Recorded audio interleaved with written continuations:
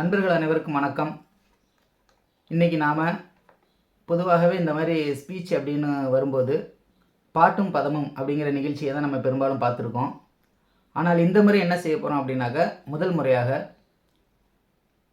தமிழகத்தில் இருக்கக்கூடிய அல்லது ஒட்டுமொத்த இந்தியாவில் இருக்கக்கூடிய ஒரு அரசியல் நிகழ்வுகள் என்ன நடக்குது அப்படிங்கிறத பற்றி தான் நம்ம பார்க்க போகிறோம்.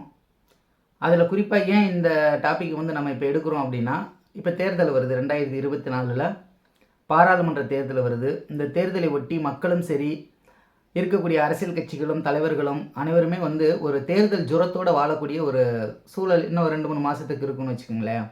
அப்போ இந்த நேரத்தில் நாம் நம்மளுடைய கருத்தை பேச வேண்டிய தேவை இருக்குது. அப்படிங்கிறதுனால தான் இன்றைக்கி நாம் இந்த மாதிரியான தலைப்புகளில் பேசுகிற ஒரு சூழல் ஏற்பட்டிருக்கு. ரெண்டாவது, எனக்குமே முதல்ல யூடியூப் சேனல்ஸ் நிறைய நான் பார்க்கும்போது எனக்குள்ளே தோன்றிய ஒரு ஆசை அப்படின்னு பார்த்தோன்னாக்கா, எனக்கு பாட்டு பாடுறதுலாம் விருப்பம் இருக்குது.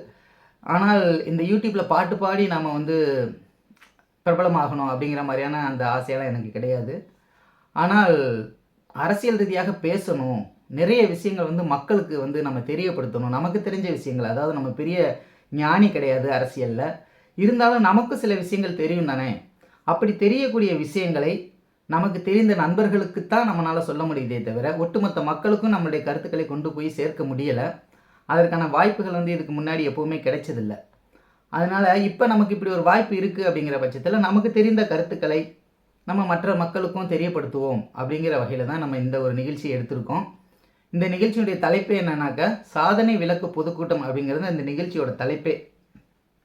ஏன்னா நீங்கள் பார்த்துருப்பீங்க, அரசியல் கட்சிகள் எல்லாருமே, அதாவது ஆளக்கூடிய கட்சியாக இருக்கட்டும், இதுக்கு முன்னாடி ஆண்ட கட்சிகளாக இருக்கட்டும், எல்லா கட்சிகளுமே என்ன செய்கிறாங்க அப்படின்னாக்க, ஒவ்வொரு ஆண்டுமே நான் ஓராண்டு சாதனை விளக்க பொதுக்கூட்டம், ஈராண்டு சாதனை விளக்க பொதுக்கூட்டம், 5 ஆண்டு சாதனை விளக்க பொதுக்கூட்டம், 10 ஆண்டு சாதனை விளக்க பொதுக்கூட்டம், இப்படியெல்லாம் தொடர்ந்து பொதுக்கூட்டங்களை போட்டு அவங்களுடைய ஆட்சியில் என்னவெல்லாம் சாதனை செஞ்சுருக்கிறாங்க அப்படிங்கிறதெல்லாம் பேசுகிறத நாம் கேட்டிருக்கோம். நிறைய பேர் பார்த்துருப்போம்னு வச்சுக்கோங்களேன். இப்போ முதல்ல நம்ம சாதனை அப்படின்னா என்ன அப்படிங்கிறத பார்க்கணும். இந்த நாட்டில் அல்லது இந்த ஊரில் இப்படி எந்த ஒரு பகுதியை எடுத்துக்கிட்டாலும், இதுக்கு முன்னாடி ஒருத்தர் செஞ்சுருக்காங்க, ஒரு விஷயத்தை செஞ்சுருக்காங்க அப்படின்னா, அதை விட சிறப்பாக, கூடுதலாக, அதாவது அளவுக்கு அதிகமாக செஞ்சிருந்தால் மட்டும்தான் அது சாதனை என்ற பட்டியலையே வரும். நம்ம நிறைய சாதனைகளை பார்த்துருக்குறோம் கூட. துறை ரீதியான சாதனைகள் விளையாட்டுத்துறையாக இருக்கட்டும், மருத்துவத்துறையாக இருக்கட்டும், போக்குவரத்து துறையாக இருக்கட்டும், அல்லது இன்னும் பல துறைகள் ரீதியாக சாதனைகளை நாம் பார்த்துருக்குறோம். அதே போல் அரசியல் ரீதியான சாதனைகள் என்ன அப்படிங்கிறது தான் இவங்க ஒவ்வொரு ஆண்டும் மேடைகளை போட்டு பேசிக்கிட்டு இருக்காங்க. இப்போ அந்த வகையில் நாம் சில விஷயங்களை எடுத்துக்கலாம். முதல்ல, இந்தியா சுதந்திரம் வாங்கி கிட்டத்தட்ட 75 ஆண்டுகளை கடந்து போயிட்டுருக்கோம். சரி, எனக்கு அக்யூரேட்டாக தெரியலை, ஒரு 75 ஆண்டுகளை கடந்துட்டோம் அப்படிங்கிறது மட்டும் நமக்கு தெரியுது, எனக்கு தெரியுது. இப்போ 75 ஆண்டுகள் கடந்ததுக்கு பிறகும் முதல்ல தமிழ்நாட்டில் இருக்கக்கூடிய அனைத்து பகுதி மக்களுக்கும் குடிநீர் போயிடுச்சா? மற்றதெல்லாம் அப்புறம் பேசுவோம், முதல்ல தண்ணியை எடுத்துக்குவோம். இப்போ குடிநீர் நான் எங்கள் ஊரில் இருக்கக்கூடிய நகராட்சியிலலாம் பார்த்தோம்னாக்கா, கடந்த சில மாதங்களாகவே தண்ணீர் வரலை. அப்படியே வந்தால் கூட என்ன செய்யுது அப்படின்னாக்கா, சில இடங்களில் ஓட்டையாகி சாக்கடை தண்ணியெல்லாம் அதில் கலந்து கூட வருது, அந்த வாடையெல்லாம் அடிக்குது.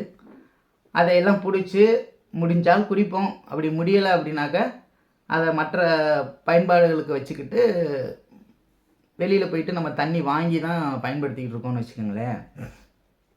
இப்போ இந்த தண்ணீர் விஷயத்தில் இந்த அரசு சாதனை செஞ்சுருக்கு அப்படின்னு வச்சுக்குவோம். என்ன செஞ்சுருக்கணும் தெரியுங்களா? அனைத்து வீடுகள்லையும், அனைத்து ஊர்களிலையும், அனைத்து மாநகராட்சிகளிலும் 24 மணி நேரமும் 365 நாட்களும் நாங்கள் தண்ணீர் கொடுத்துக்கிட்டு இருக்கோம் அப்படின்னு ஒரு கருத்தை முன் வச்சிங்கன்னா அது சாதனை. ஏன்னா வேறு யாரும் இதுக்கு முன்னாடி செஞ்சதே இல்லை. ஒரு குடிநீர் பிரச்சனையை இது வரைக்கும் எந்த ஒரு அரசும் தீர்த்தது கிடையாது. அனைவருக்கும் நாங்கள் கொடுத்துட்டோம், 24 மணி நேரமும் தண்ணி வந்துக்கிட்டு இருக்கு பாருங்கள் பைப்பில், உலகத்திலே வேறு எந்த நாட்டிலையும் இப்படி ஒரு ஸ்பெஷாலிட்டி கிடையாது பாருங்கள் அப்படின்னு சொன்னீங்கன்னா அதற்கு பெயர் சாதனை. ஓகேவா? அடுத்ததாக எடுத்துக்கிட்டோம்னாக்க, புறம்போக்கு நிலங்களில் குடியிருக்கக்கூடிய மக்கள், வாடகை வீடுகளில் குடியிருக்கக்கூடிய மக்கள். நானும் சரி, இந்த வீடும் சரி வாடகை வீடு தான்.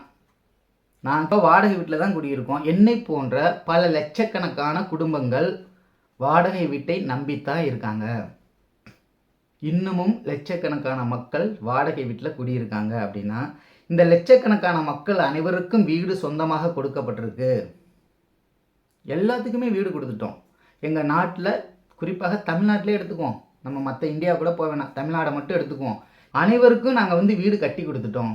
வீடு இல்லாத மக்கள் எங்கள் நாட்டில் இல்லவே இல்லை. அப்படிங்கிற ஒரு சூழலை நீங்கள் ஏற்படுத்தியிருந்தீங்கன்னா அது சாதனை, அதில் மாற்று கருத்து இல்லை.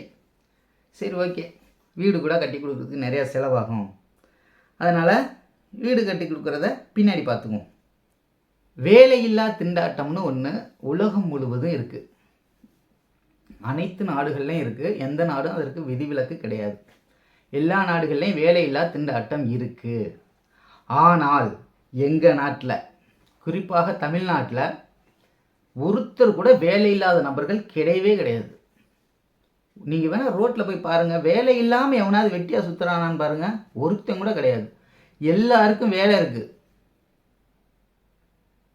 எல்லாரும் வேலை செய்கிறாங்க. எல்லாரும் குடும்பத்தை கண்ணும் கருத்துமாக பார்த்துக்கிறாங்க. குடும்பத்தில் எந்த ஒரு பிரச்சனையுமே கிடையாது. குறிப்பாக கடன் சுமை என்பது இல்லவே இல்லை. எவ்வளோ வருமானம் வருதோ அந்த வருமானத்துக்குட்பட்டு குடும்பம் நடத்தக்கூடிய அளவுக்கு விலைவாசி என்பது ஒரு கட்டுக்கோப்போடு இருக்குது. அப்படின்னு நீங்கள் சொன்னீங்கன்னா அது ஒரு சாதனை.